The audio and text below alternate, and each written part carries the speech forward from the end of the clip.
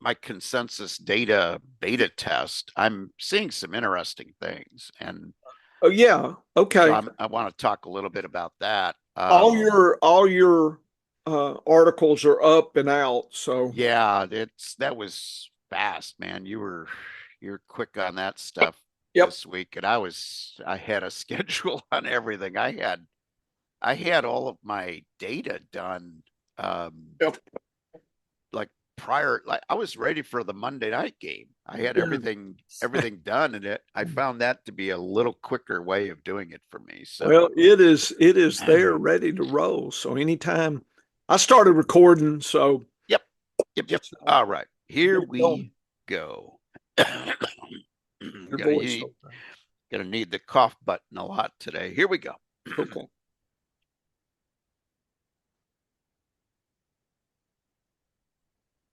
How you doing, everybody? This is Dennis Michelson. Welcome to the science of fantasy football. Why the science of fantasy football? Well, you combine a meteorologist, that's me, with a biologist, that's the professor, and they're going to use the scientific method, which is going to make you a smarter fantasy football player. How can I make any guarantees? And yes, I am guaranteeing you don't even have to be good at science. You just have to listen and understand the concept of the scientific method, which means you're just using statistics in a smarter way. And if you use statistics in a smarter way in a weekly game like fantasy football, you are going to have more success. And joining me as he does each and every week and twice a week during the regular season, here it is the professor. It's John Bush. John, my goodness, it Oh, is hard to believe we're heading to week 9 already. It just seems like we're talking about draft strategy. that's true. Dennis, I figured out what my problem was on the I was not through my fancy speaker.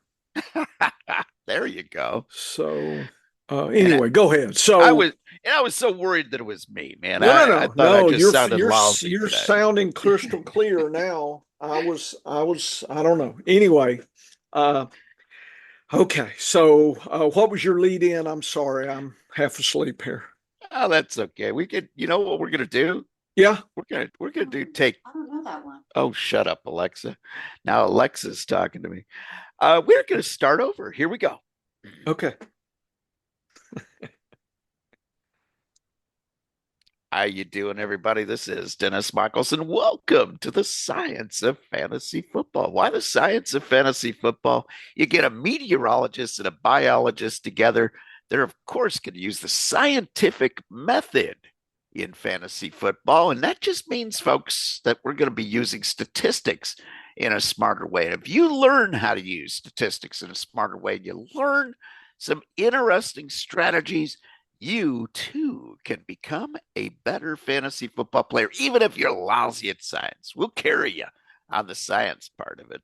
And joining me as he does each and every week, and as a matter of fact, twice a week during the regular season, he is the fantasy professor. He's a real professor. It's John Bush. John, it is Okay. hard to believe we're Okay. already heading to week 9. This Okay. season is flying by. We in university, what I'm teaching, this is the midterm. Okay, Oh, midterm. And I've got some midterm stuff ooh. for team you hadn't even seen yet. So Oh, yeah, so I've got a whole thing for that. Let's talk a little bit about some of the things happening. Dante Johnson left us.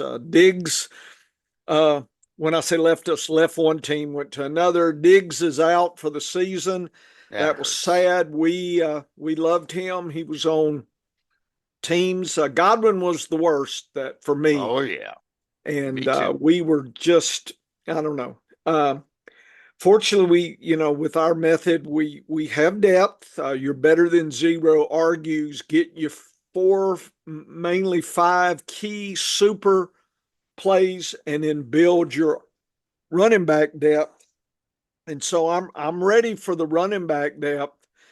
The wide receivers have been challenging for me, even if I followed the better than zero. It assumes probably one injury, but and sometimes Dennis with Diggs and Godwin, I've lost two.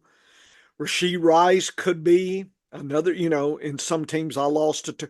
So there's a lot more doublets that I've taken this year than singlets. Oh, I have a team, Professor, where my wide receivers, Diggs, Rice, Reed, and Godwin. Yeah. Yeah. So That's that tough. Yeah. that team's taken a hit and a half, but I still got two starters. That's the way you always have to look at it. If you have the depth, you can fight through injuries. The good news is after this week, we get CMC back. Yep. We're starting to get more players back. Isaiah Pacheco. Hawkinson, maybe. Pacheco will be back soon. Yeah.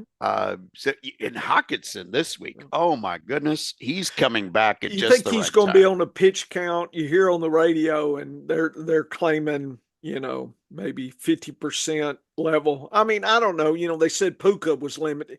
Who knows? I don't. That's the old coach speak. I believe you were talking about last week with Puka. So I don't know how to interpret that. I could not bench Hawkinson, but I won't be overly surprised if his floor and ceiling this week is broader than the coming weeks. So I'm going to have to assume that the floor could be a little low for him, but I'm not going to panic after in week 10. I'm just warning people, don't. He's not here to save your team. He's going to push it forward and help you, but if he doesn't get you, if he could get you 12 points, I'm happy if I could get 12 out of my tight end this year. Oh, I'm happy if I get 8 out of my tight end any given week this year. That's how lean it has been at the position.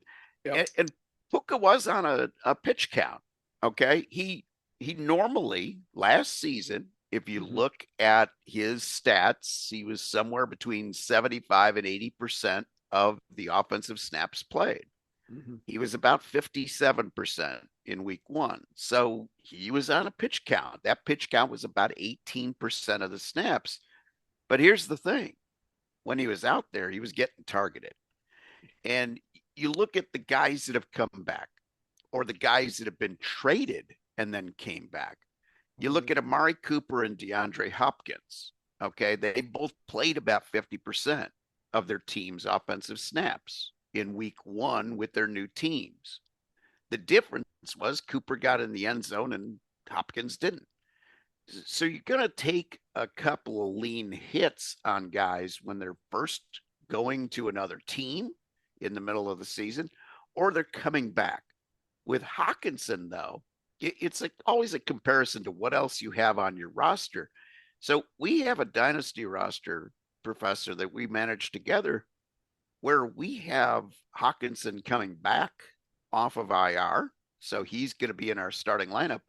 But the backup tight end that we've been using has been Zach Ertz. We're probably playing both of them this week. And it's a tight end premium. Yeah, So, I'd say. 4 catches turn into 6 in a tight end premium. Yeah. And you're looking at a situation where, all of a sudden, hey, that looks pretty good. So, you got to be picking your spots. You have to have expectations that are realistic. He's not going to win you the game this week unless he happens to get in the end zone twice, which is always possible with Hawkinson and Minnesota. But if you've got a top-notch guy, play them both. Play one in the flex. And that way you've got a little bit of security blanket type of deal. But if you're playing just a guy who's scraping by and getting you 5 or 6 points, that's what he is capable of doing as well. So I would not be afraid to play Hawkinson this week. The Deontay Johnson trade, from a fantasy football point of view, it virtually makes him dead to me. The biggest problem that I have in fantasy football is I invested in some cheap shares in deep roster dynasty where you're kind of going down, guys that you would never think of putting in the flex position. You're putting in the flex position because you have more starters in play. And Rashad Bateman was a guy that I went searching for and making some cheap trades for because you could get him for next to nothing. I even got him on waivers in a couple of leagues. And he has been an effective last flex guy Yeah. in those deep leagues.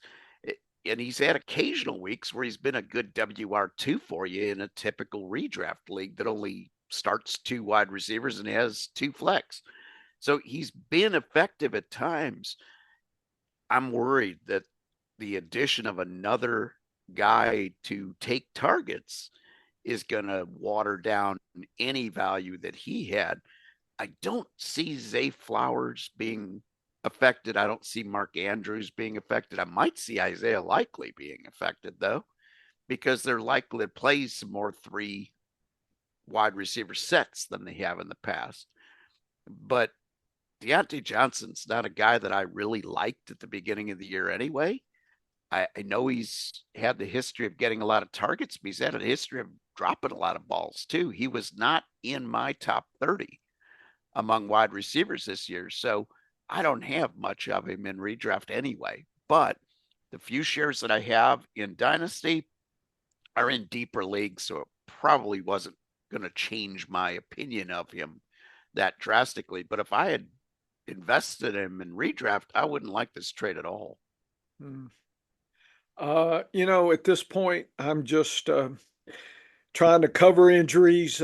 Tillman was amazing last week. I had too much of him on the bench. I fortunately had three or four shares of him playing, so I was pleased. But I wasn't really sure what we were going to get. I didn't think we'd get what we got.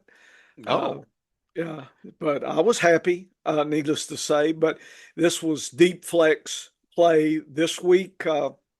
With Diggs being out, I'm actually going to be using him maybe a little more, if not completely, at this point. And I may have missed the boat because defenses are now awake because it's Winston. You saw that with Andy Dalton first time. Yeah. First game they didn't know what was going on. Then they were ready for him, and I think just folks just be aware that I've seen this more than not. In other words, it is hard for a quarterback and team to change like a quarterback or something novel, like a coach or something changes, and all of a sudden it tricks the defenses multi weeks. Usually you get one tricky week first time out, and then they're on to you.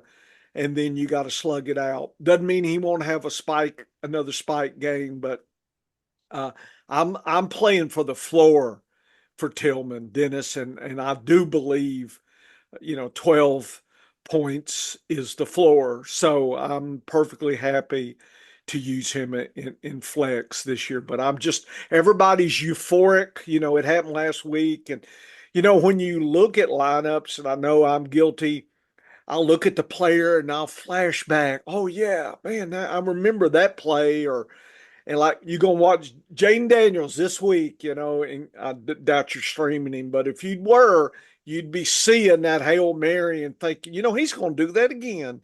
Eh, just like Rodgers with the Hail, yeah, maybe, maybe next year. So just be aware. I've seen that these new situations trick defenses, but then next week, I mean, they pay these defensive coaches and players too much damn money to be tricked again. They're going to bird dog Tillman now, and that might maybe more Elijah or some of the other players may get a little break. You know that may be the trick. I don't know, and maybe for props or something. Maybe take advantage. Everybody's looking at Tillman, and maybe you forget the other players. I mean, I think Njoku's going to be Njoku. But I'm just saying, I think Tillman's not going to be able to run roughshod like he did last week. No, probably not. He probably performed above what he's going to do most of the rest of the season, but that doesn't mean he's not going to be a valuable player because he's No, no. still likely to get, you know, on the low side, 5 targets, on the high side, 10 targets a week Like I with said, if I can Winston. get that 10, 12 point, Dennis, for a flex, I did well for the money I put in my fab for him. Yeah, and he was one of those guys that I was touting a couple weeks ago Um, because I I, thought he I had a remember. shot. He had the upside. Just like, Fahiko in LA with the Chargers. Yeah. Uh, Now with Houston with the injuries, John Mechie. See, Mechie is a guy that I really like because this is a guy that his injury, air quotes there for you, was was an illness. It wasn't a physical ailment. This guy, when he was coming out of high school, professor, he was this is as good as it gets. I mean, he was a top-notch star before he got sick and he had to sit out his first year. He's just getting his strength back. And now he gets an opportunity. Give me a blue chip guy who now gets an opportunity. That's exactly why I liked Cedric Tillman. Tillman was another guy who had that good resume, but had not done much in the pros. Kind of sounds like Nico Collins the year before, doesn't it? Yes. So you get these guys that have an opportunity, but early in the season, I mean, I wasn't the only one touting Tolbert with Dallas, but I was all over Tolbert early. I knew he was going to be better than Brandon Cooks. Then Brandon Cooks gets hurt, and now he's got all the opportunity. But you see these you see these guys that have some talent, and you see them get an opportunity. With Buffalo, I wasn't sure it was going to be Shakir or Coleman, but I knew one of the two was going to step up. So why not buy them both at a cheap price?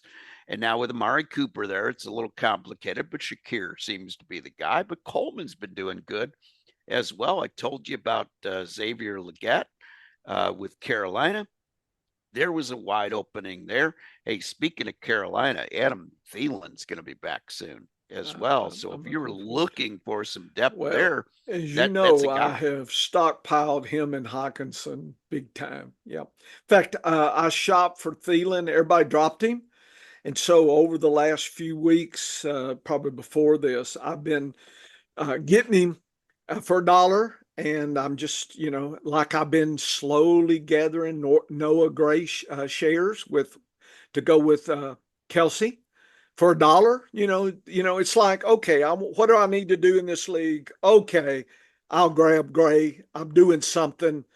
You know, Sometimes you look down there and you see some of these sad players. It's like, what am I going to do with this one? I'll go get Noah Gray. He has a route to nice success as a tight end. So I'm stockpiling him. Uh, who else am I stockpiling? All the running backs, the usual suspects. I'm trolling through. The ones you've said. I'm starting to circle to the who's the I can't ever think of this guy's name. The guy in Detroit that you like, Oh Sam. yeah, yeah, yeah. Uh, Okay, he's floating out there for $1. And I'm yeah. See, thinking, if Montgomery gets hurt for a week or two, I'm telling you, he could be a good flex play, and you could take him now for $1, Dennis. And yeah. this weekend, on the Saturday run, I know we're running tonight, but that's when I start really looking for these forgotten players, and everybody's looking elsewhere. Oh And yeah, yeah. that's another one. And never be afraid to pick a guy up, roster him, see what happens, Mhm. and then if it doesn't work out, you move on to the next Shuffle the guy. deck. Yeah, yeah. And Vaki with Detroit is a guy.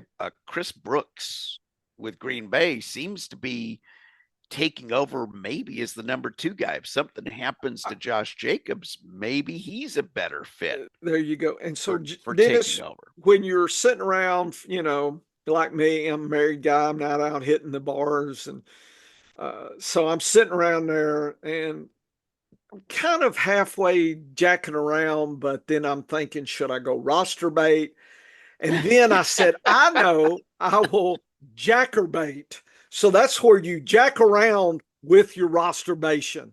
So you just kind of want to get things happening. So I invented a new term there, jackerbation. So there I you go. like that. I Yeah, like so that. it's not like you're getting serious. It's not like the big money leagues, but I'll fish over here, fish over there. So anyway, that's what I'll be doing this weekend, Dennis. It will be the privacy of my own home. So in Arkansas, they don't like that kind of public stuff happening here. They will put you under the jail. So you just got to know Another you just got to know etiquette out here in the hills, the another hillbilly etiquette. another running back to put on your radar Yep. from the Chargers, Yep. Hassan Haskins. Haskins. I like Haskins your other is guy. Who was the one you told me? Kamani Vidal, Yeah. the rookie. Yeah. He's got a little fumbling problem, so I'm hedging my bets with grabbing a little bit of Haskins as well in deep What about Chris dynasty. Brooks in Chris Green Bay? Brooks, yep, I love Chris Brooks in Green Bay too. He's a guy that He, I'm yeah, adding a lot to, yeah. and So he in my snaps report, Dennis, he's in orange. So I highlight players that catch my interest. He outsnapped Emil Wilson first time this year, last week. Just want to let you know. You said that. I've got your text. And I know, Chris Brooks, who that? And then I look and I said, ooh. So there's you another one. So what I do, Dennis, with my snap stuff, and I'll try to get this out tomorrow, is I look and just notice the going up and the going down and just see if anything seems suspicious, especially in running backs. That's what, for instance, in Indianapolis, Tyler Goodson, 2 snaps when JT's back. So that told me that they see him as JT's replacement, but you can't play him. Whereas Sermon is probably going to be at a low level as a change of pace. So if JT gets hurt, Goodson will come back. So people are going to drop him. Dennis, there's your dollar play. I mean, Taylor could get hurt again, and you're right back to where you were before. That's how I use my snaps. I mean, a lot of these players are gone, but sometimes people start dropping them again, and and Vidal, of course, is just sitting out there. He's got 19, 18, and got 11 last week. So I know, but nobody else is getting anything. Haskins has one snap last week. So I yeah, know. But and right these are now, all I'm yeah going Vidal. But if Haskins outsnaps Vidal, then yeah, he'll be on my radar. yeah, and this is the benefit of me playing in so many deep roster dynasty leagues Hmm. because before a guy comes viable in redraft Right. in a normal redraft league, he kind of gets on my radar, and I love going to my sleeper dynasty teams. Hmm. And when I look at the trending players, to Hmm. see a lot of red on the screen because that means they're already on my roster. Yeah, I'm And sharing the snaps data and Vidal and Haskins. But see, if you go back to Green Bay, Dennis, see, there's Chris Brooks, and yes, notice 17 versus 12. And the two, every other week he's been at snap by who I thought was the next man up. But seeing that suspicious. So that's what rings the dollar bell for me, the dinner dollar bell right there. So probably as I'm jackerbating around this weekend, he might be a dollar play. But that's how I use, the snap stuff, folks. And so I'm not just, oh, Jacob. Yeah, I know Jacobs is there. I'm looking for some signs, right? It's the tea leaf signs. And so I try to highlight them in yellow. I know people, you were talking about Mechie. Woods got 24. I'm like, man, he's had his day. There's Mechie at 20. He's just sitting right, but that Hutchinson's getting a lot of play, 44. So but for a dollar, you see, you got to weigh the roll of the dice versus the play. People are talking about Hutchinson's a little bit too much. Mechie would be $1. You could get him for $1 right now, that kind of thing. Here's Goodson. This is what I was saying. He dropped when Taylor came back. That's usually a sign that he is the backup to the player, whereas Sermon is dropped to 10, but I think he's the change of pace. That I'm trying to read what the coaches are thinking, folks. I mean, since I don't have them on speed dial. So Yeah, and any that's other the while we hear Dennis, any other backfields you want to talk about? well, there's a lot of backfields where I don't have another rising star. For instance, No. Tennessee Titans. You got Yeah. Pollard, you got Spears hurt, and you have nothing. Yes. Chestnut. Chestnut is the one here. He got 14. So Spears is hurt and Chestnut is the change of pace. I'm just not. I think Spears is the the one to get. And you people may have dropped him, but I do see Chestnut here at 14. So I do like that. Here's how I would read that situation: Yeah, is if Pollard something happens to Pollard yeah, before Spears comes back, right. I would be looking at their practice squad to see Okay, who's lurking, yeah, because that's more likely to be the yeah, next guy up yeah, than Chestnut. But could I be wrong on that? Oh, of course. yeah, But when I see a guy getting limited snaps and not doing much with them, yeah, and I look and I see that he's also being used on special teams, on coverage teams, yeah, that's why he's the number 3 running back any given week, yeah, because he's he's doing another role on that team. So, sometimes when the main man gets hurt, yeah. that one week during the week, during that game, if he gets Hmm. hurt in game, you might see a guy like Chestnut all of a sudden get, you know, Right. 10, 15 attempts because nobody else is active that they trust. But after a whole week of practice, then the following week, when you think, oh, it's safe to play Chestnut with Spears out and Pollard out, all of a sudden somebody comes up from the practice squad and, that's the next guy up. So you always have to be a little careful with some of those backfields. Yeah. And I don't go fishing for those cheap plays until I see some sign that a guy might be taken over. For instance, in San Francisco, Mason's a little beat up. Yep. His performance has also been going down. Yep.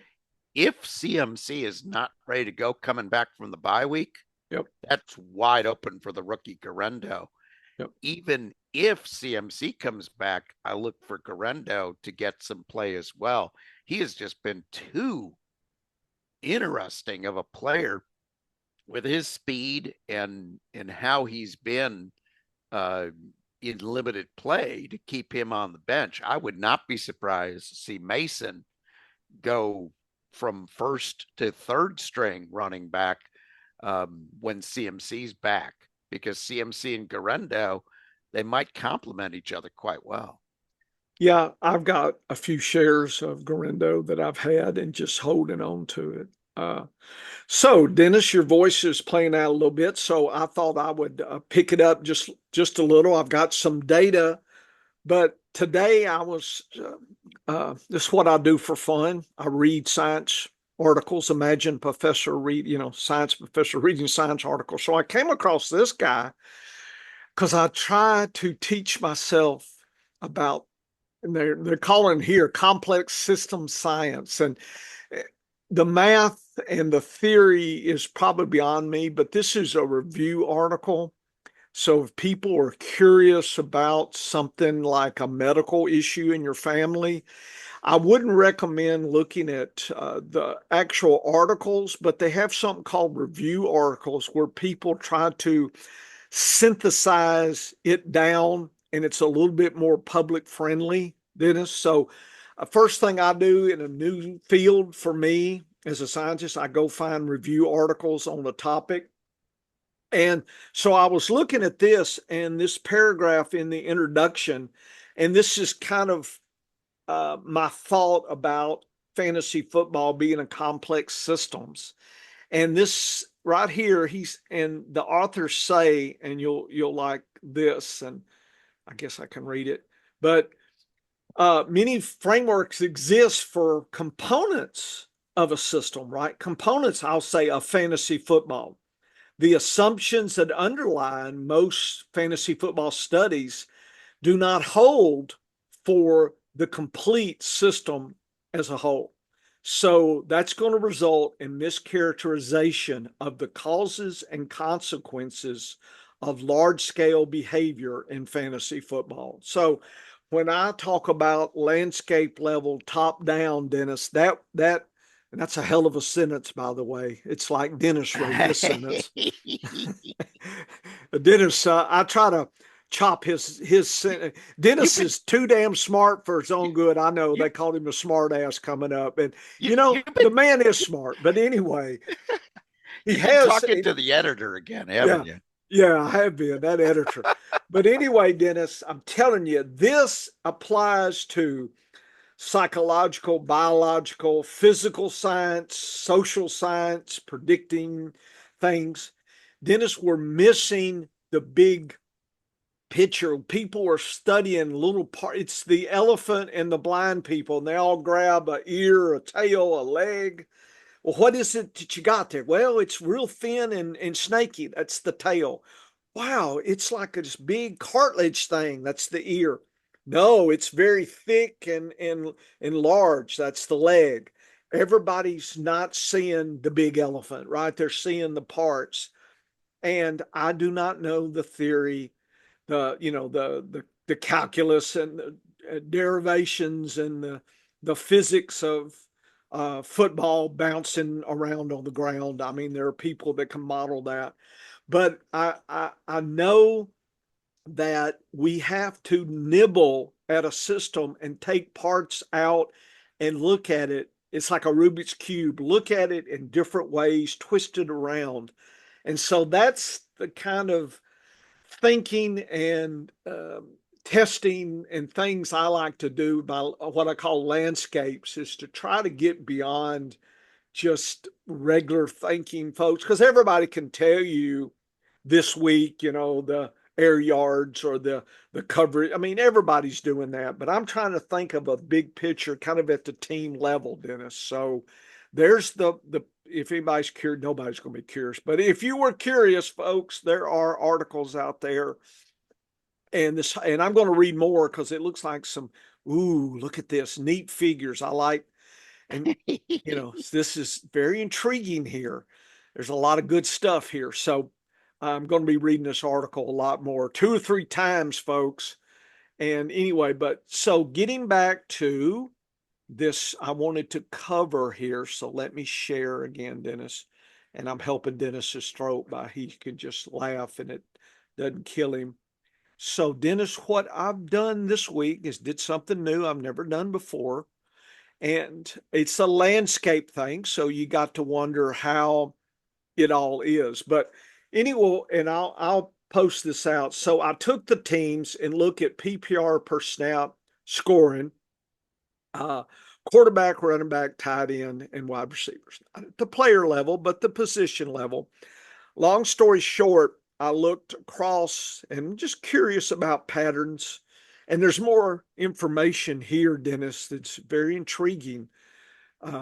Just as you look across on the scoring and you ask, when the quarterback had a good week, what else happened?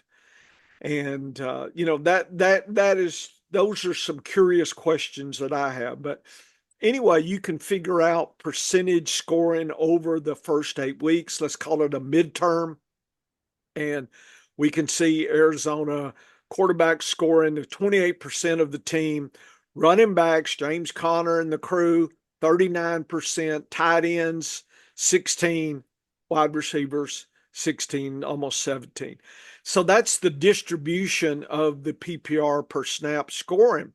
So then I said, well, wonder if we used our box and whiskers on all quarterbacks, all running backs, tight ends, and wide receivers, and got the highs and the lows and marked each team either average, which would be no mark, or highest, be green, or lowest, red. And I can then look at teams' distribution that way across the league.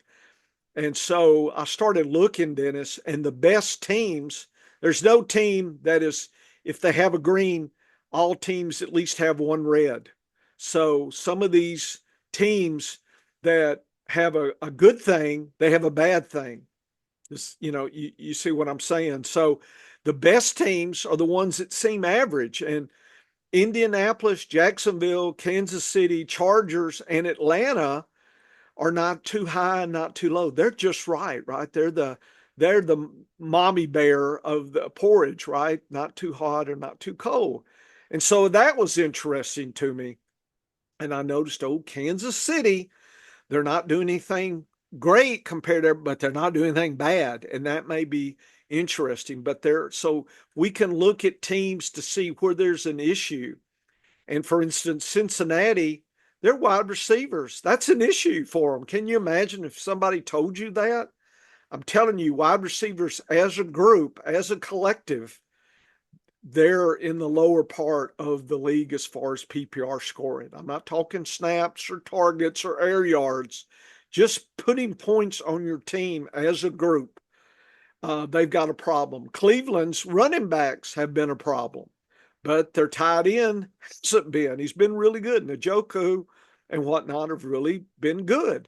So now we can look at each team in that lens, Dennis. And I just think this is food for thinking, and I'll clean these figures up for everybody to look at.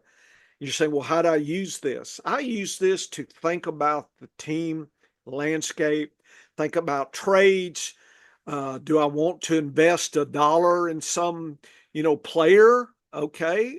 Which ones, what teams might be something that I'm not thinking about?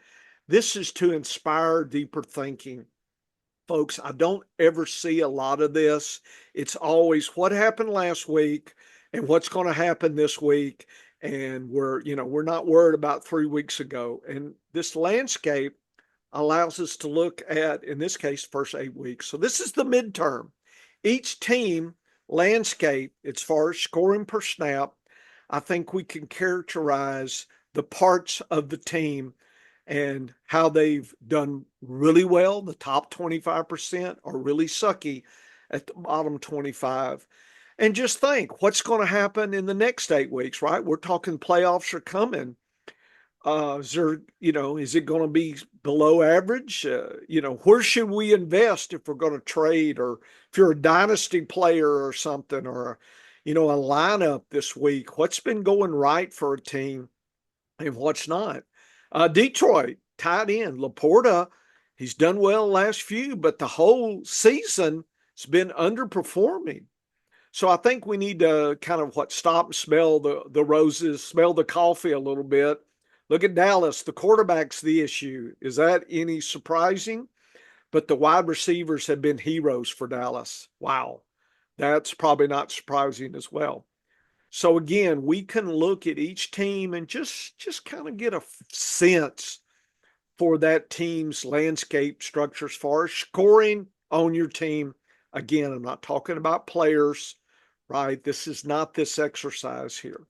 So I'm going to have this information, and you can look for deeper patterns here week by week just to see, is there any just correlation? Like I said, when the quarterback does good, what positions do good? When the quarterback sucks, what positions do good? Which ones do bad? I haven't seen any of that data looked at in a big picture landscape. But nobody does landscapes, Dennis, that I can see other than total points or total targets. And that's just weak sauce. We've got to do better. And so this is the old professor kind of giving a midterm for each team. So I'll put this out. And, I don't have time to sit there and hand hold people, and I know I should, but you know what? I'm not paid. When ESPN puts me on the payroll, okay, I'll sit back and bore you to death and just telling you what you should be able to do anyway on this data, but that I'll have it out for you to look at if you want to look at. And of course, I got the traditional snap changes you can look at and average snaps, and that's a little bit more common. But I like this landscape view this week, Dennis. So, but Kansas City is average. And I know you know that because, again, I'm only looking at the offense, folks. I'm not looking at the balance of the defense. And that's probably where we should go next, to look at the whole system and maybe even special teams, kind of put it all together. And I haven't had time to do that yet. I've got some ideas, but nobody pays me to do this. ESPN, come on. I got some ideas. So, So anyway, Dennis, so I'll a let you. cup, Yeah, go ahead. yeah. So a couple of things I notice with this chart and how I would use this chart right away. Yeah. So let's look at Arizona, for instance, Okay. and I'll show you how I would use this chart. So, in my opinion, if you look at the data, I think Kyler Murray as a whole for the whole season has been underperforming where we expected him to be. Now, let's say he starts getting better on a more consistent week to week basis.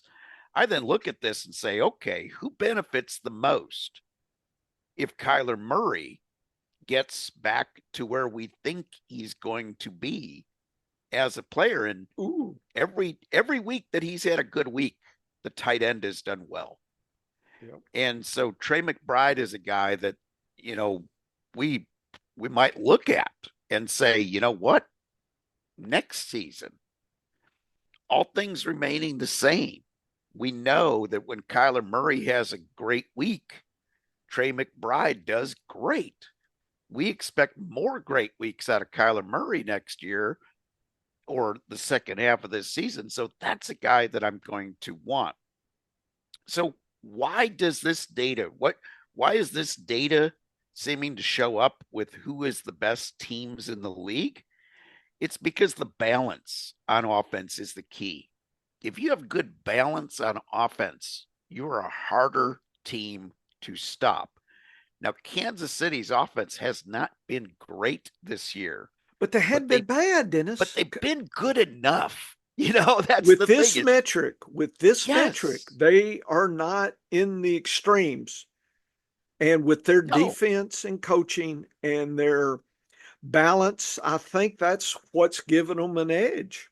it is definitely giving him an edge. So, what I would like to see next on this, Professor, when you do get the interns, I would Yeah. like to see some way to layer the defense against position Yeah. data The data over on this top weekly there. data. Yeah. And let me point out to folks that are listening how brilliant this data is, because this is dealing with real things that matter in fantasy football. This is points scored, folks.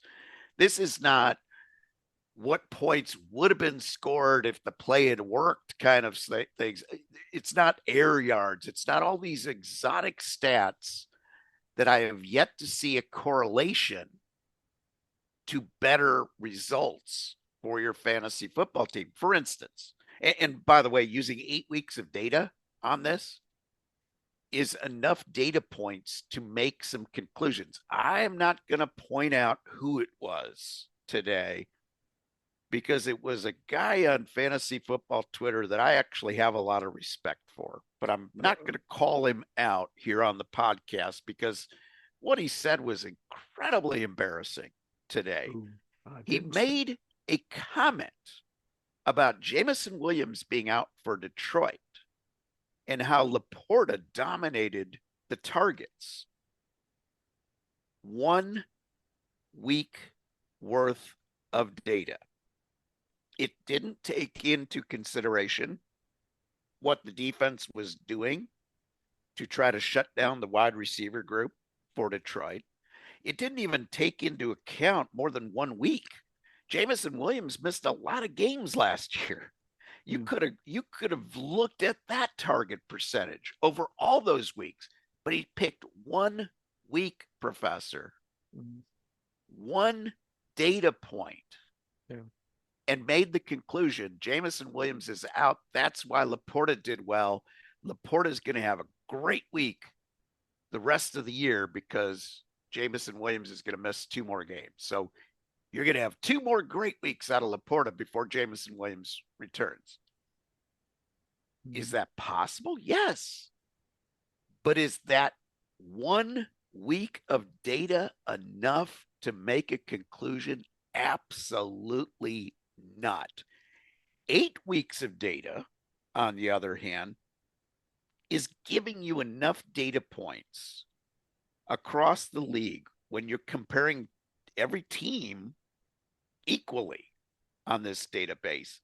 Mm-hmm. And it's giving you an idea of how this is going to work. This is brilliant work. Well, one other thing to add. It's a nibble. I think of it as a nibble on the cake, and I'm telling you, we don't even know the size, the shape, the scope of the cake. No. But all we can do is nibble here or there and try to envision the whole piece.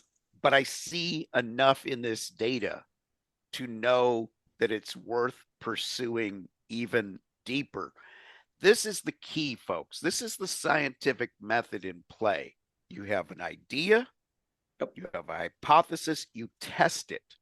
So my hypothesis this year was to come up with a better week-to-week consensus rating. And I thought about everything from a standpoint of all these different metrics that I could put together. And I found 4 things of my data to combine. I'm trying to pull up your articles to come up with a weekly consensus. And I will be totally honest with the class here. Okay. I had no This is clue. Consensus weekly value article, correct? Correct. That is correct. Okay. I had absolutely no clue when I started this, Professor, if I was going to find data in here that was going to be valuable to use in a practical way. I'm sharing it now, Dennis, so we can look at your thing. So if there's anything you want to yep. So the methodology there it is. Methodology was key because the methodology is the way I'm going to test this hypothesis that combining these 4 things is a good idea. And in order to combine things, they each have to be somewhat unique enough that they will add something to the recipe, but they also have to be ingredients that go together.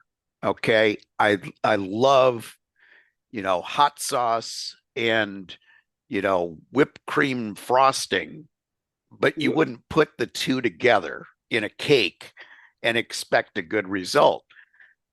So in using my methodology here, I picked 2 pieces of data that would be based more on the past, which we have termed, because of the horse racing background we both have, a back class. Okay. Yes. We know in fantasy football that if a player has done great things in the past and they're not past a certain age and they're healthy and they're in a situation where they can now perform well, we've seen players play to that back class. That's fact. We've seen this happen time and time again, enough to know that back class is important. How far back you go in history is still a question in my mind, but I like to use 2 years plus the current season, and that's it. I don't care what happened 5 years ago. I care what happened in this 2.5-year window that we're in right now. And each week I weight that back class more heavily for the current season. It's like a formula. Okay. But the other 2 pieces of data that go into this are purely 2024 and nothing else. And they're both unique enough that they both add to the ingredients in this cake that I'm baking. Putting them together to form a consensus, I figured would do, and I decided that I would would not do a weighted consensus on this because I wasn't sure where the weighting figures were. So I applied each one as a separate entity. I didn't care what the distance between first and second was. I just cared that one guy was first and one guy was second because I wasn't sure how much strength to put on any one of the four ingredients. But if I put four good ingredients together, because we already know from our first beta test this season, when we were preparing for our drafts, putting six pieces of data together, weeded out the bad players and highlighted the good.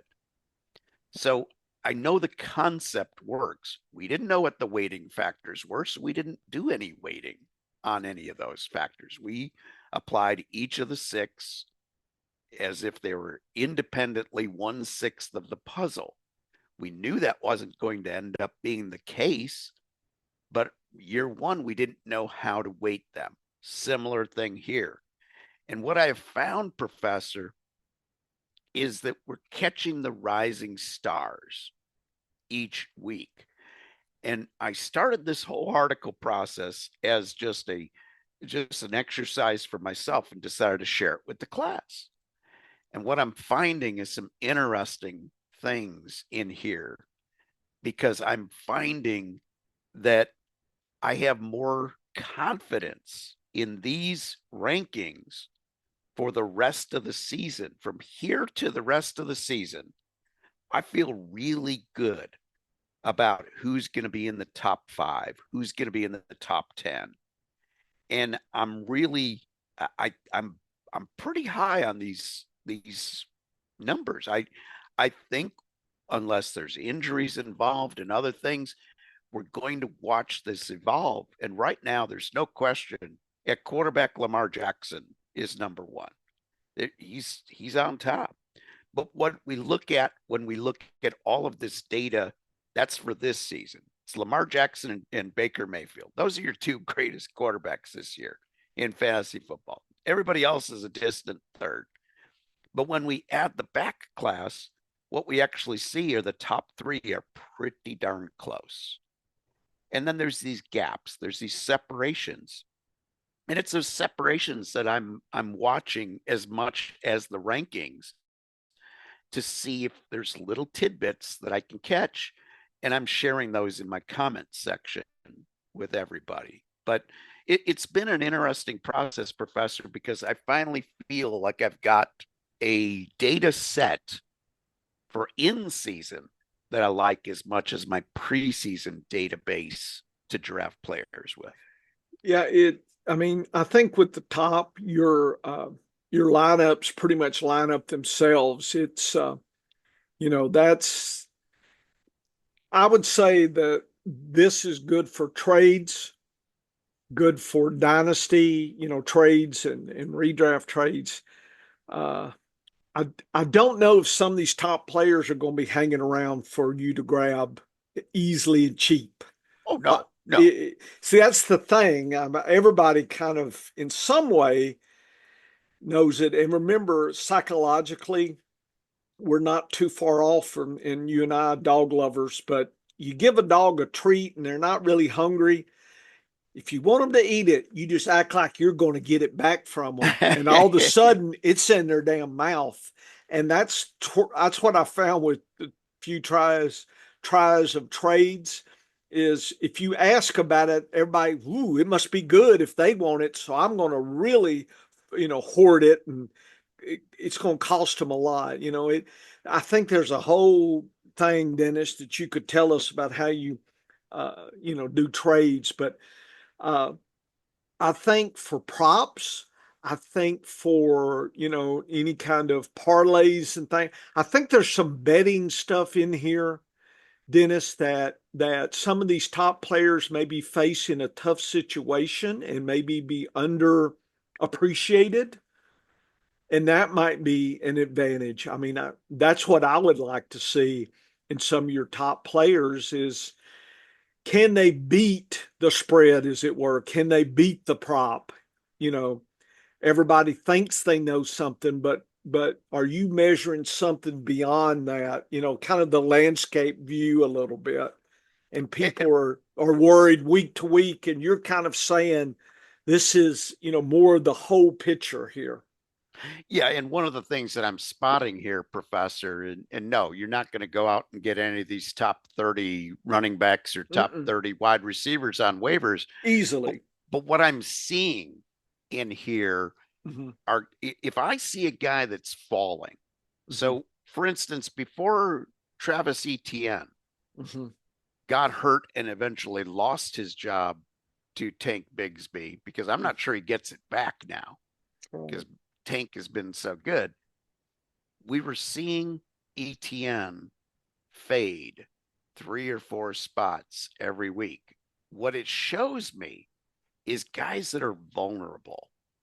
And when I see a player who's vulnerable, that's where I want to know who's the next man up Mm-hmm. behind that guy.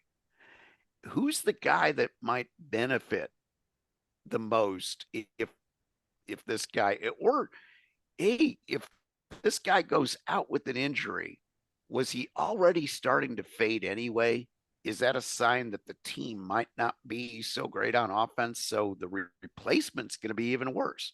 Those are the kinds of ways that I'm looking at this data, Mm-hmm. but I'm also looking at this data as a way to make some decisions in lineups. And Yeah, I and can see that. some of it comes off of the top 30. Okay, so Right. on my chart, of course, I have all the data that includes every single running back and wide receiver. So my wide receivers go down to 81. Okay, so But you only 81 gave us wide the receivers, top 30 25. here. Correct. Yeah. 51 running backs. So I look at the bigger data set to make some of my decisions. And, some guys that are rising stars, I'm expecting to make the top 30 eventually. But sometimes in my comments, I will indicate a guy who's really taken off. Like this week, Josh Downs. I think Josh Downs has is the more reliable wide receiver going forward for Indy as well. And you know how big I was on Pittman preseason. Yep. Pittman's just not getting it done. And Josh Downs has been as good, actually better, no matter who's at quarterback. And with Flacco at quarterback, I think he's going to be even better than Pittman going forward. So this is a case where you see a changing of the guard. Mm-hmm. Puka Nakua soared up this list. Yeah. Look for him to be top 10 here in another couple of weeks. That's no surprise, folks. But if he went up 15 spots this week and saw 15% fewer snaps, where is he going to be in a couple of weeks? Maybe you make a trade. Maybe you even go ahead and suggest, you think, maybe Cup gets moved. Now Puka's the main man all by himself. Those are the kinds of things you look for, but you also watch these trends for next year already. It's never too early to start thinking about next season. So when I see a guy like Downs going up so quickly up the rankings, he's a guy that I'm probably going to have So rated the higher next year, even. so Dennis, and I haven't had time I need to look at your data, but is plus 10 that's got to be in the top whiskers in a Oh, yeah. weekly way, right? Yeah. Yeah. What's you see what I'm saying? What's the top of the box?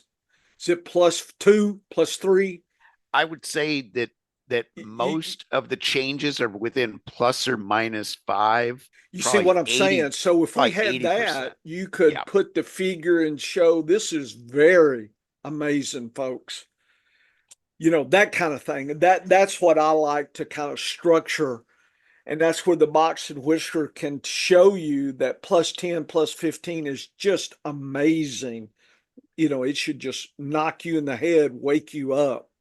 Versus And, Lazard at plus 3, if that's the top of the box, okay. In other words, I'm not going to be tricked. I mean, I I do, but I think, Dennis, over the season, I need to see the whole thing, and we need to look weekly at these changes. And so we can tell people, you could even in your methodology saying, consider anything above +5 to be outstanding, and, that kind of thing, or -5 would be, we've got an issue here.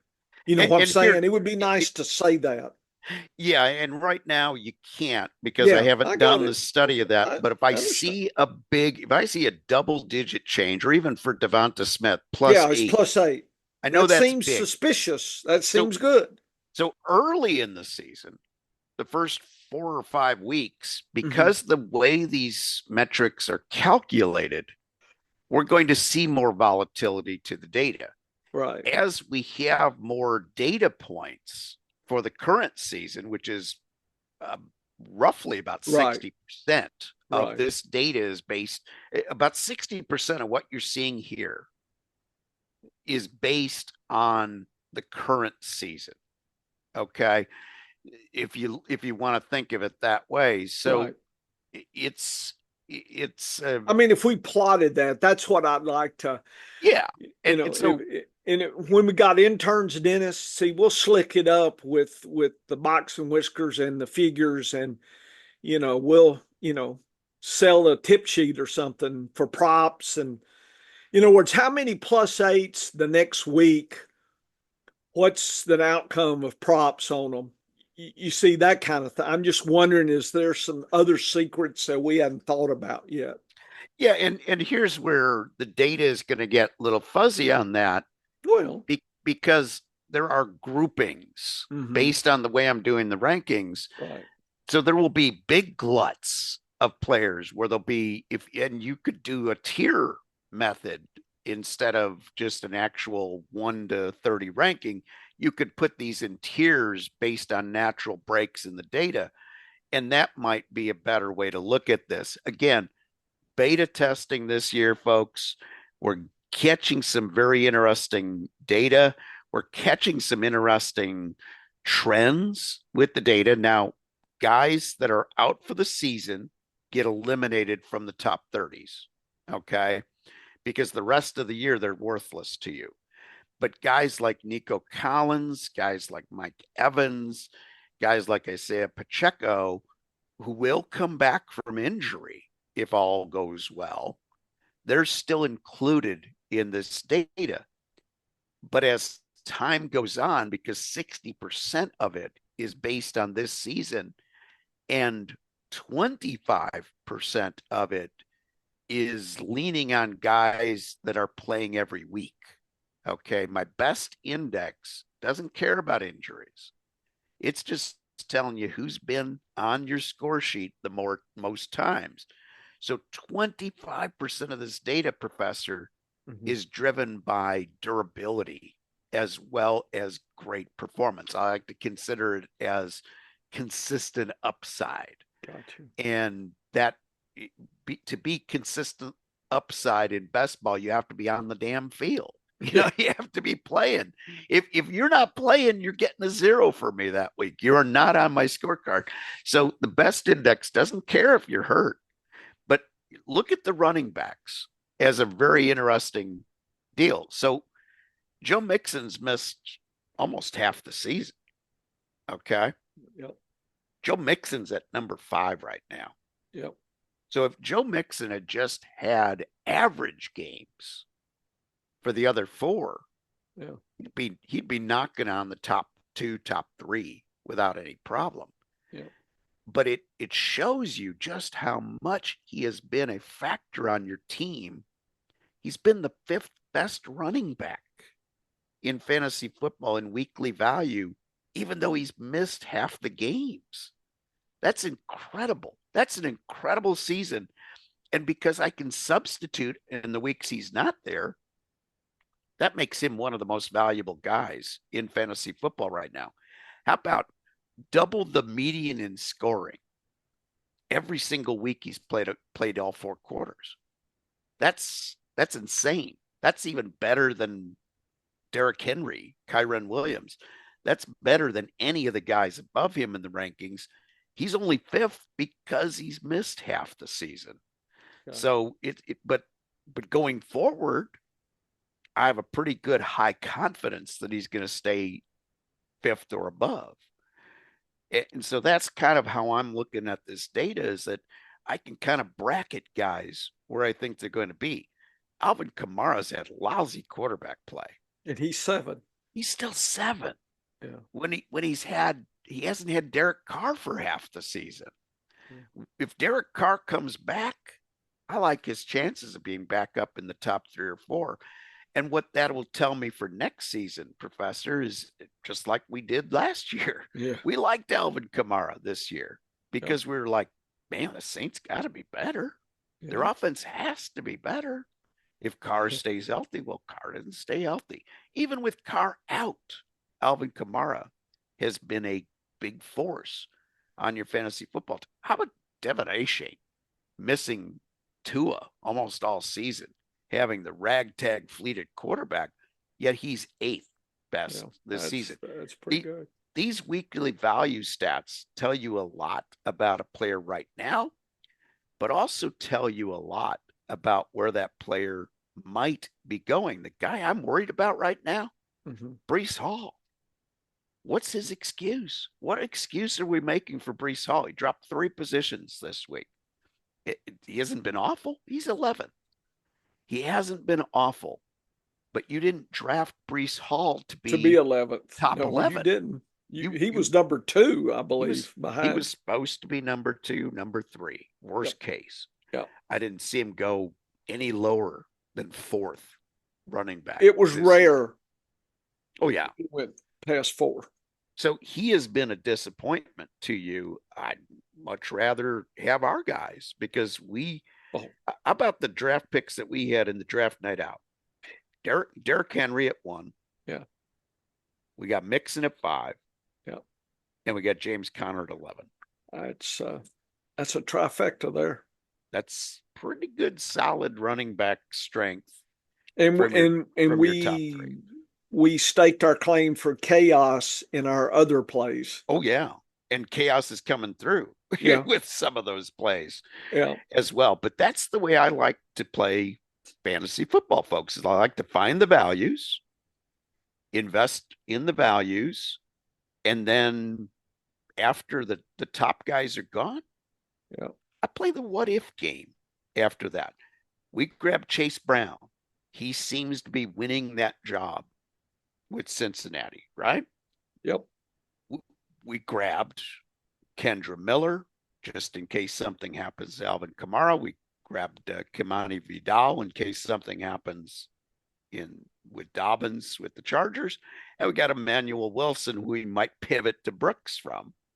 I'm curious how that works. Yeah, I'm going to be looking. I bet you Brooks is available everywhere. It may be, I may swap out some. Yep, sure might. And on our wide receiver side, so we did have Godwin on that team. So we took a hit without Godwin, but we have Reed. Pittman's been a disappointment. He's one of our other guys. But we got Cedric Tillman. We've got Keon Coleman. We got Romeo Dobbs. Yep. We've got some choices to make every week. And I like having choices to make at wide receiver because you can never have, if you can't have your elite guys like Godwin in the lineup, then you got to pivot. And part of that pivot for me is always based on your power ranks and also your defense against position data, the best that I have seen.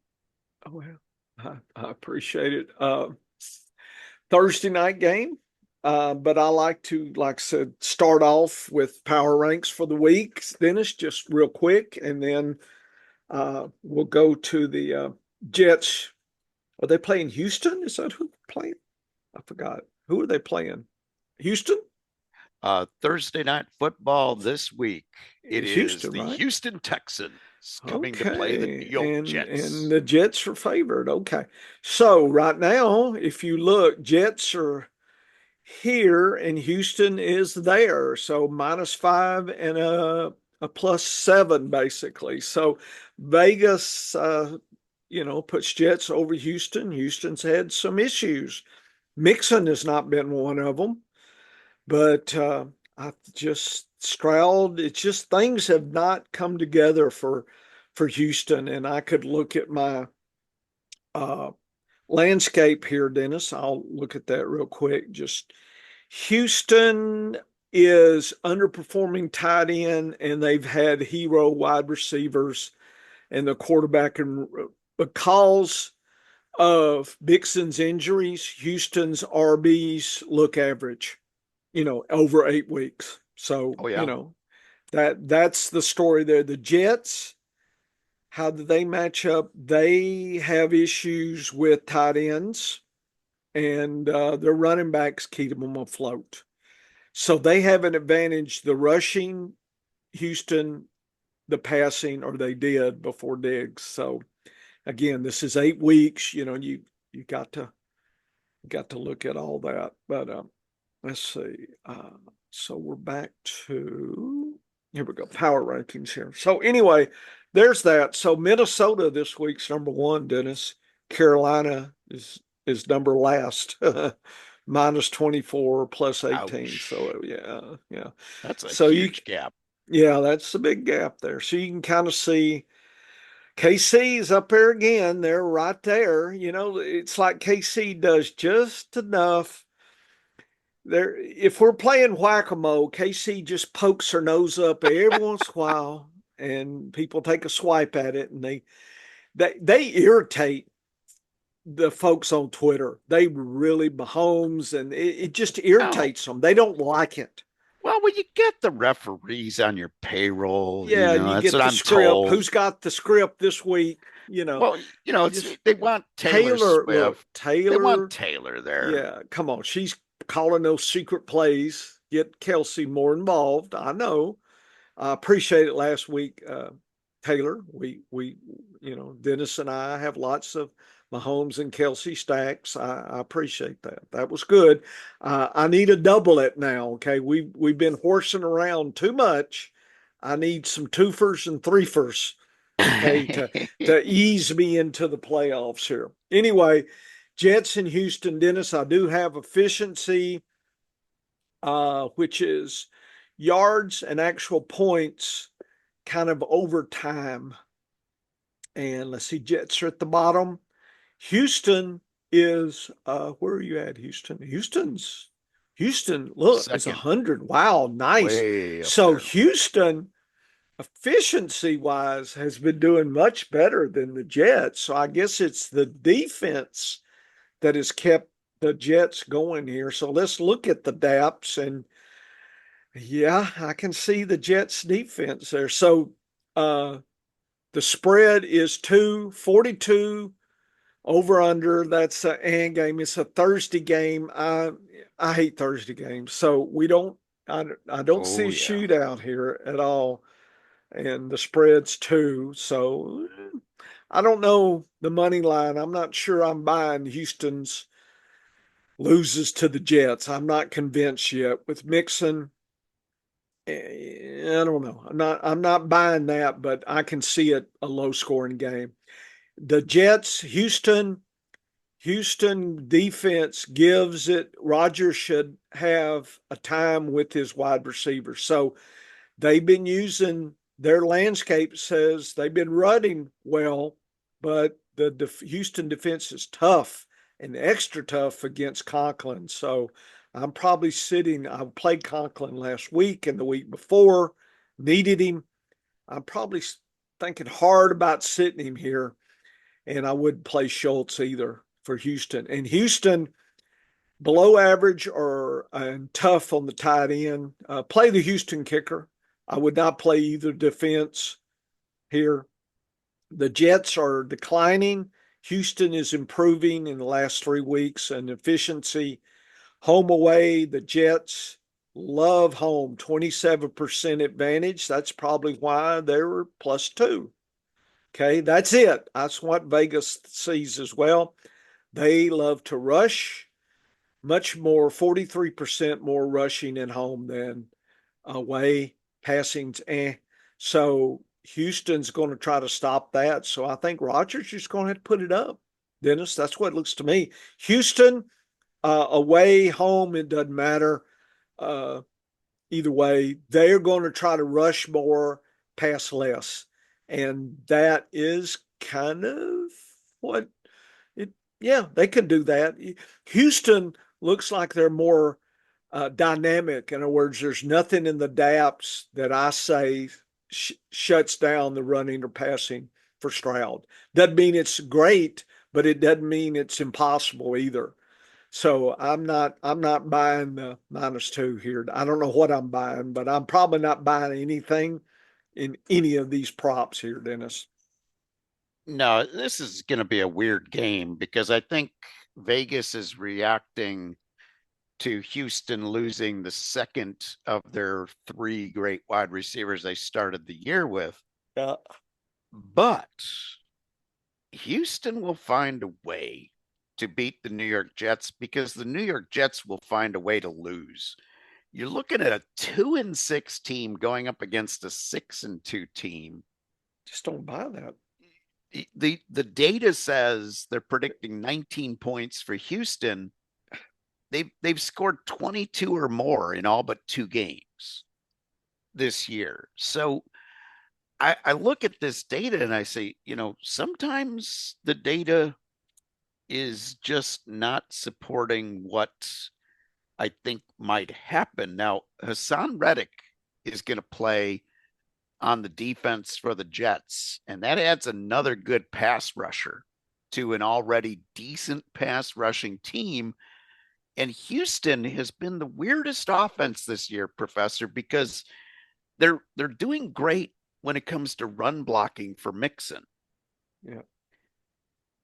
Then again, maybe Mixon's just that good because Yeah. their other running backs were really bad when he Yep. was out. Yep. And Stroud's been running for his life this year, so they have not been protecting him at all. But I look at the Jets and I look what they've done this year. And here, the Vegas numbers say 23 points is what they're going to score. You know how many times they've scored 23 points this year? Don't know. Twice. Is it the Twice. defense? What is it just Houston's doesn't have all the pieces? So let's I, go and Jets are at home? Is that that the that's equation? what they've got to be doing. Or maybe Jets fans love to bet on their team so Maybe. much that it skews the line because remember the line Yeah. doesn't care about reality. The No, it line cares cares about how about to make money for the the casino. Yeah, action. yeah, yeah. Yeah. Yeah. So and and here's the thing, 84% of the money is Mhm. going on Houston taking the 2 points. Here's what I don't understand. So 84% are taking the 2 points Yeah. at a -110. Okay. Yeah. If you expect it to be within 2 points, you basically expect Houston to win. Yeah. You're Yeah. not going to be, what, you think the Jets are going to win by 1 point? That is a very narrow window of opportunity. So why not take the money line at +110 on Houston? Yeah. But this line is reacting, clearly reacting to the injury to Diggs because when they opened before we knew the extent of Diggs' injury, it was -105. Mm. Now it's +110 on the money line. That shifted just, by $15 basically. Yeah. So is Diggs worth that much? Probably worth more. But the next man up, look what happened when the Cleveland Browns traded Amari Cooper. Yeah. Next man up. Did they struggle with Cedric Tillman out there? No. No. Now they might have even been more explosive if they had had Amari Cooper on the field. We'll never know. Yeah. Because there was a quarterback change. There was more than one change. Here's the thing. People look at football and especially fantasy football, in two dimensions too much. This changed, so this will happen. It's a four-dimensional problem, if not more. Like it is It's a changing. complex system, It's a Dennis. very complex system. There's 22 players on the team on the field at any given time. And you know, we've got 96 active players in a game. So you've got 96 moving parts plus 7 referees plus weather plus field conditions. So there's a lot of moving parts. It's a very complex system, and we tend in fantasy football too many people because they don't understand the complex nature. They can't, for whatever reason, comprehend that. As scientists, we get it. Okay. Yep. Biology, that's a very complicated there. What goes on with just the human body trying to fight off an illness, and you fight off a minor illness, and a major illness can come and get you while you're weak. Yep. In meteorology, you hear so much, in climate change philosophy. Oh, CO2 is going up, so therefore it's raising the temperature. The temperature is going up. That's raising the amount of water the water vapor that the atmosphere can hold, and therefore we're getting these major rain events. That's great. That's wonderful in a little closed globe system where you control all the inputs. But every time you change something in the atmosphere, 10 more things change. When you change one part of an equation of motion that the atmosphere is obeying, it changes the other side of the equation. Like, things change in a dynamic way, not a static way. And in fantasy football, it's that as well. But I don't buy this Houston being the underdog thing. I don't buy a 2-6 team being a favorite over a 6-2 team. If you wanted to make them a pick 'em game, fine, because they're at home. How's their home field advantage been this year? Not very good. So I don't look at, you know, I don't look at them holding their home field. They have 2 wins on the season. One was at home, one was on the road. They have not beat a good team yet this year, no matter what has been going on. They lost to the Broncos, for crying out loud. So I look at this and I say, man, this is a line that is screaming to be played for Houston. In fantasy football, though, it's a game that I think is going to be. I think I like the under, the over under at 42. I think the under is a possibility. Now Houston's been over 20 a lot this year, but the Jets have been under 20. I'd kind of maybe say Houston 22 points ish, 21 points, and the Jets might be lucky to get out of the teens. So that puts my score in the upper 30s. I'd play the under. Uh, I think the Jets are going to be under pressure. They're going to try to run. And I think once that maybe doesn't work as well, that's going to push Rodgers and the wide receivers even more. And so their wide receivers better step it up. So, I'm not saying it won't work. I think they're going to need a Hail Mary here, Dennis. It's another one coming. And, so that's how could be last team gets a shot at winning, Dennis. That's what it seemed to me. They're going to just kind of march up and down. Nothing really happens. Maybe a kick or two, field goal. And then whoever gets the ball towards the end has a shot. And I'm not playing Mixon, right? Playing Brees Hall, even though I know, playing the usual suspects, not happy about it, but I'm not taking any flexes. I'm just trying to think of who I've got. Let's see, is anybody? I'm playing Brees. Devontae, and Wilson, I probably got to play them in a flex. I'm not happy because I think they're not. I think we'll get closer to average than we will their ceiling, Dennis. So I like to play flex when at least I've got a shot to like blow the top off, and I don't see that here. I think I'm kind of ho hum on their Tank Dell is a spiky, could be zero this week again, or 2, 3 touchdowns. And I know Hutchinson, there's been a lot of talk on Twitter. Mechie, I know you like. I got those guys high uncertainty. Schultz, I'm not playing. Mixon's on one and Fairbarn. I like him. I know he's been our kicker and been doing well for us. I'm not playing anybody else other than the usual suspects, Dennis. Not trying to shoehorn anybody in. And Dell, I'm in some of my shares. I may sit him on. Depends on who else I got. He's not an automatic sit. I know he was good last week. There's the narrative that he takes over. I I don't know. I'm not convinced. In other words, Lockett supposedly last week at Seattle, eh, not what I needed. I have a lot of Lockett, so I see Dell to me reminds me of Lockett, spiky.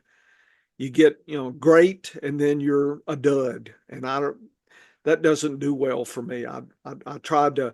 I would rather have closer to a short average versus I don't know what I'm getting. Then that I'm concerned about this game. Any weather? I don't think so, right? It's the Jets. They're No, open. I don't think there'll be any weather concerns on Okay. Thursday. Okay. Great. Here's the thing with Hutchinson.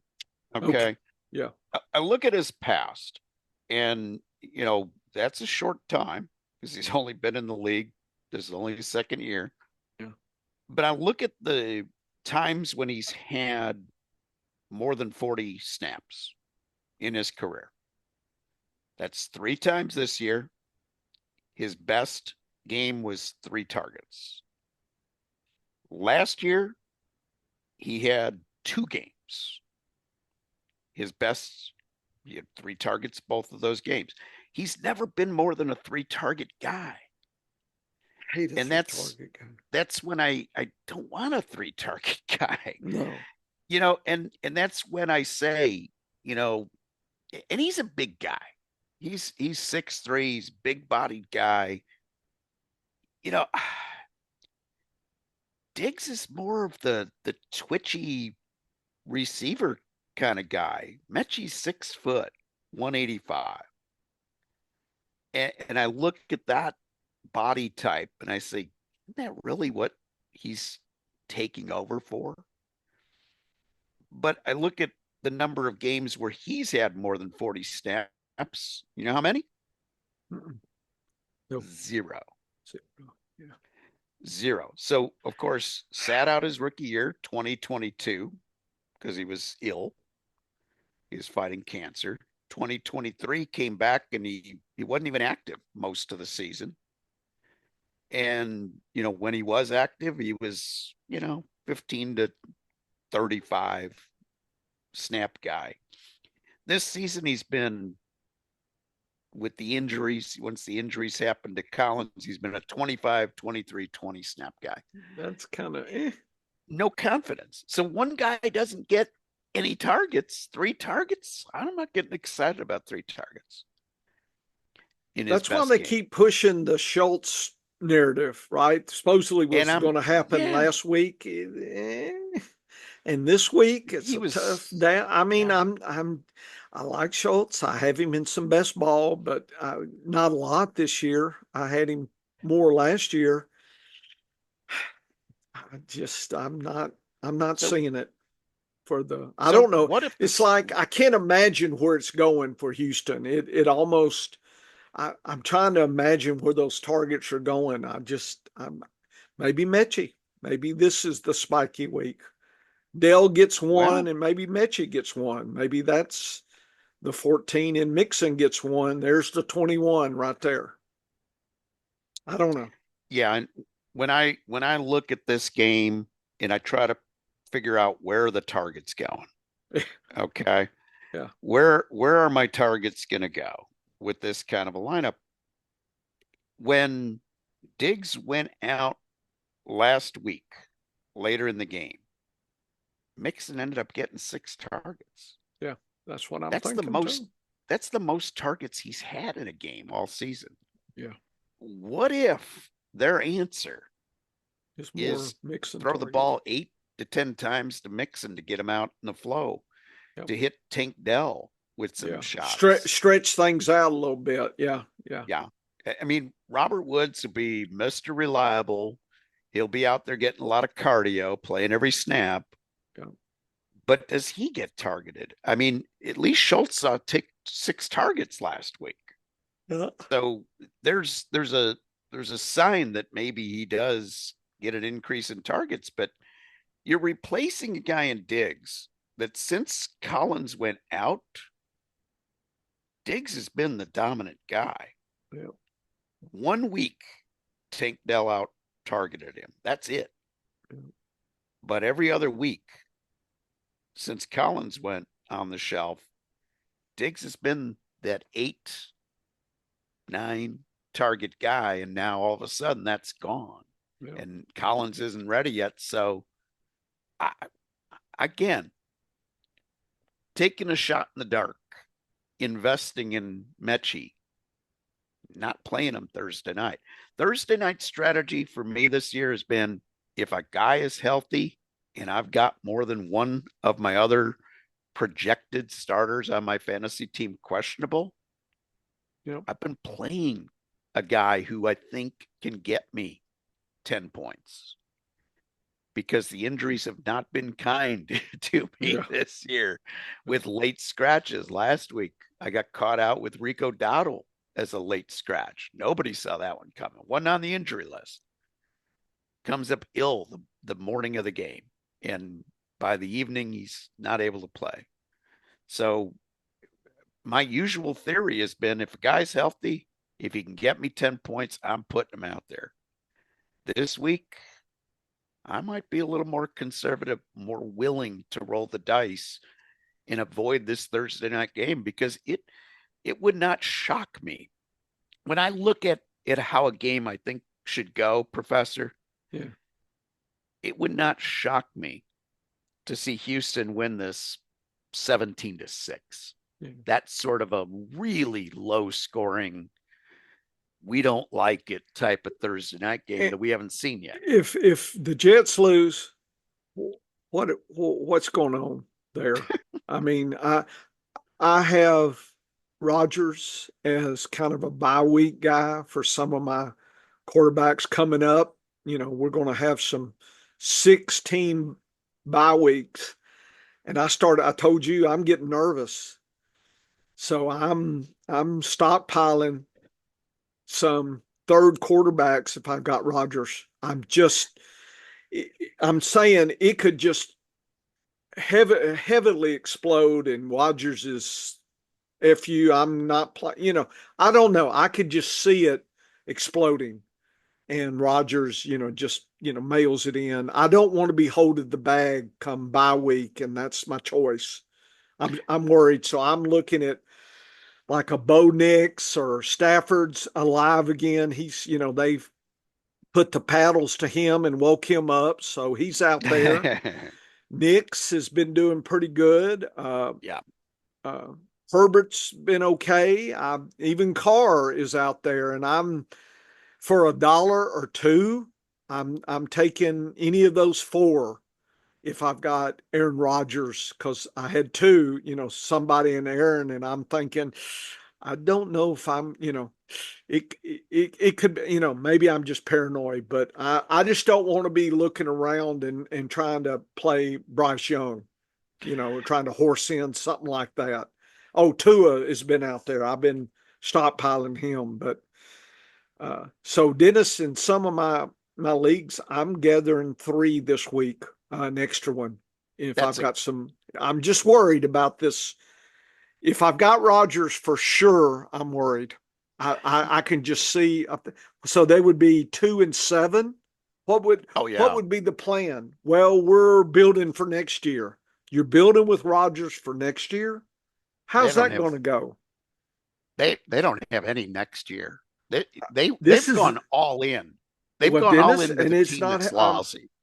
If they lose, what's the owner going to do then? Who's he Now, going to and I fire? think you're right. You are right protecting yourself I just don't want against to be holding the Rodgers. bag. Now, on my Who's next consensus, man up for Rodgers?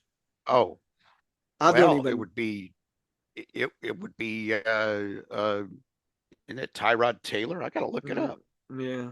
It's Uh, a because I don't it's want Tyrod Taylor if I'm, I would hate to pass.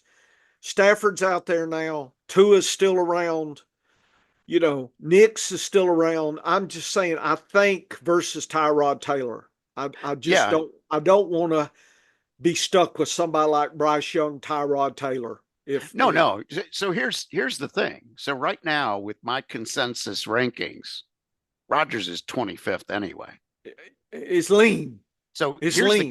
here's the guys ahead of him that are probably available. Winston debuted at Oh yeah, 18. that's another one that's out there. I'm picking him up. Bo Nix moved up 9 spots to 19. Dennis, for a dollar, I'm gonna just be forage and hoard those guys. Drake May got hurt, but if he comes back, he's also ranked Carr higher. is supposedly coming back. Carr's coming back. He's I at mean, 20. Olave's still there Yeah. without Shaheed last year. Olave had good games, if I And remember. and Flacco And is Flacco's, hey, that's another he's one. out there. I'm gonna put him on my dial-up list. If I put Flacco back in the rankings, which he came out of the WIT rankings this He'd be week about what, because he was 15, benched, 15, he'd actually 16? be 10th or 12th. Ooh, so So he'll be Flacco. back Okay. in the rankings next week. So But you see what I'm thinking. That's why I was telling you. I wasn't just arbitrarily. Well, it's time to no, get. no, No, no, I just foresee. I see the storm clouds, Dennis. And if they lose tonight, 2-7, could they even make the playoffs at 2-7? I guess they'd have to win out. no, no. They They would they'd have to be win they'd out, be basically. toast. But they'd ten have to and win seven out last, almost. yeah, yeah. Ten They're and not going to seven win would out. probably be borderline, and they're not going to win it now. So a team what they that's going to do lost then? six games of the Yeah. oh, It, it it could get ugly because they I could just just don't want to shut be things down. holding Aaron Rodgers looking around. Folks, I'm warning you now. You don't want to be holding that bag. I understand, Well, you just don't want to be. here's here, here's the thing too, Professor. They lose on Thursday night. Trade deadline is next Tuesday. We could be seeing A new sheriff in we could town. see them selling instead of buying. So who knows what's going to happen? But one thing's for sure, I think that this line, I can't understand why Houston is not favored or at least a pick 'em in this game. So head on over to the scienceoffantasyfootball.com, folks. Check out the professor's data. You It's will coming. love it. It'll be posted before people are listening to this podcast. I know how that editor works. Yep. And also check out my articles. See what you think about the weekly I consensus. love your consistency. It makes you think. I If you like it. have questions about it or want to know where other players are ranked on the old scorecard outside the top 30, I'll be glad to share that information for you as well. Remember, folks, this is just a beta test. Next year, I might share all the data. Later this season, I might share all the way down. Right now, 51 running backs being rated. Jalen Warren is number 51. To be in the top group, to be considered, they have to have a weekly value over 12 to make this list. So there's a minimum of scoring on my weekly value in order to make the list at running back, wide receiver, and tight end. At quarterback, I'm rating everybody. So there's only 36 quarterbacks right now that get the ranking, and now Flacco will be number 37 next week when he gets added back into the data since he's back in the starting lineup. The guys that are being benched for other players, I'm keeping in the scoring in the weekly consensus data just to show where they would be ranked. But guys that are out for the season or have been replaced or just subs for 1 week, I'm not adding them all in, folks. I don't really care where Malik Willis is in, because if Jordan Love is healthy, then Willis is to the bench. But head over to the scienceoffantasyfootball.com, check out all of that data, and then come back here Saturday for another edition of the Science of Fantasy Football. Get to work, folks. Okay. I'm too tired for an after show. Your voice is. But we did good. We fired up. You did fabulous when you picked up there, because you could sense my voice. Yeah, it was gone there, so I was going to talk a little more. That was good. No, it bought me the time I needed, and you bounced back. That worked great. You sounded stronger as we went on after that point. It's like that was your valley, and you started spiking back up. So that was good. I appreciate it. Hot tea. The adrenaline was flowing. Yeah. And there was a lot of that. That data really excited me. I love the way you are handling that data in this testing of a season. Yeah, we're just nibbling. You're trying different things and seeing what resonates and seeing what patterns we could see. But I'm telling you, these power rankings of yours have been so good. And seeing this efficiency data, when you got a huge spread on the efficiency data, boy, it shows Houston over the Jets big time. Oh, it's big time. And I'm picking. And see, I haven't even tracked any of props that'd be just, that needs to be at some point. This is a data collection year for us in a lot of ways. Crazy, but I love the fact that we keep finding different tools that we need to check out and to see. But every tool that we have, it's just like this the consensus for the consistency data or the weekly values. It's teaching me a lot about watching this and something you probably already know this, but on the FFPC site, you can, and I just hadn't paid attention, but they have a button, FFPC ADP. And so you can pull back the last couple weeks of ADP. That was just for fun. So if we got some time Friday, maybe we should kind of relive what we were thinking or what folks were thinking. That would be a good idea. Yeah, but they have a button, Dennis. And if I don't know if I can. Yeah, so let me show you where it is. I hadn't even paid attention. I'm so damn busy. But anyway, see right here, it says FFPC ADP, and then you can let's see what we can. For instance, best ball. We can do best ball ADP, and you can go all the way back. To say August 23rd.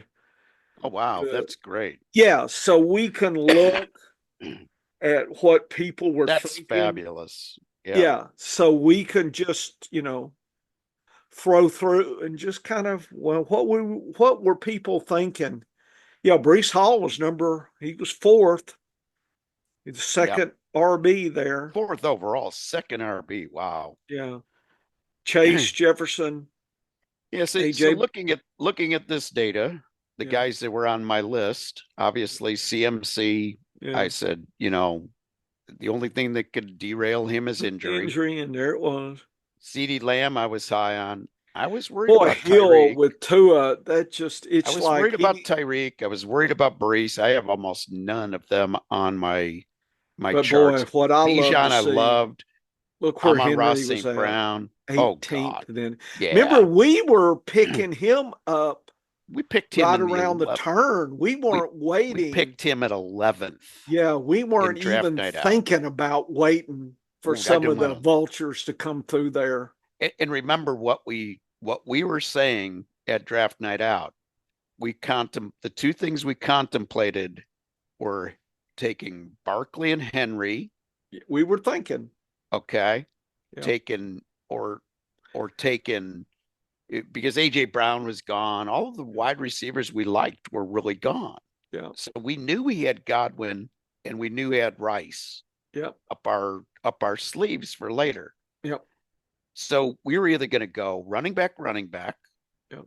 which would have worked fine, or we were like, let's just pounce. Let's roll the dice on Kelsey. Yep.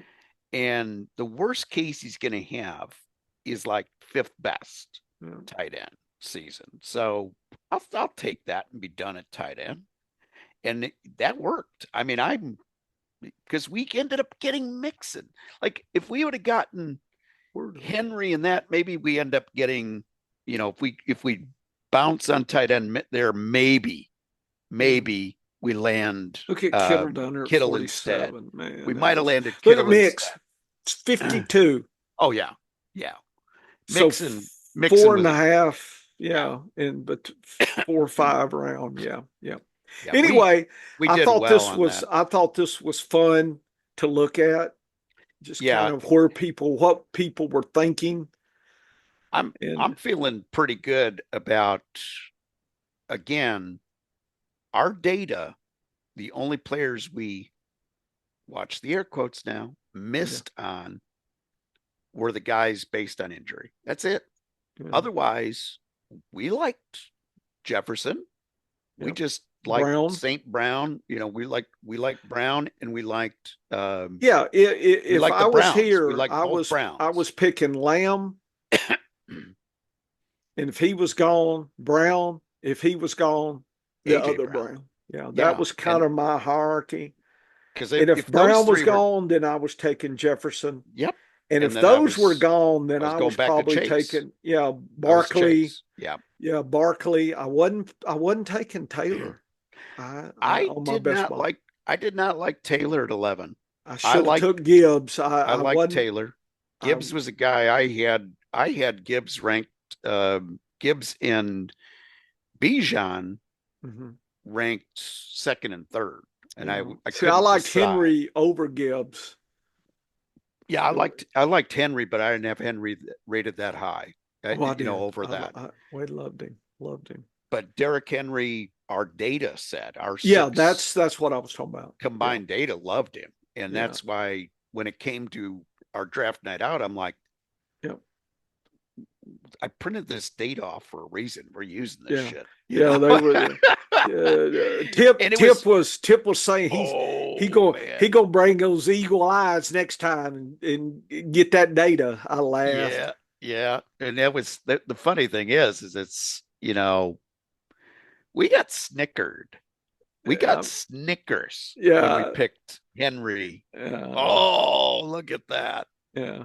And now everybody's going. Yeah, a bunch of yuck sickles out there. Yeah. Yeah. So Dennis, you need to get some paper, some scribbles, and when you go on the show with Greg and Tip, say, Tip, here was our cheat sheet, and flick it real quick and hide it. So kind of tease him a little bit, said, Here you go. If you buy me a steak, me and the professor steak dinner, we'll let you look at it a lot longer. I should the just thicker the steak, the longer you can look at our cheat sheet for next year. Tell him we want a big tomahawk ribeye, Kobe beef ribeye, and we'll let you just have the damn sheet. That's funny. So here's how I should do it. How I should do it. Oh, I like that. I'm going to turn my thing on. Yeah. Secret data. Secret. Oh yeah, the file too. All in here. All in here. Yeah, that's good. I like it. That'd be good. Tip needs a little bit of that. That'll work him up. Yeah. Okay, I'm gonna quit record. We're crazy. You could tell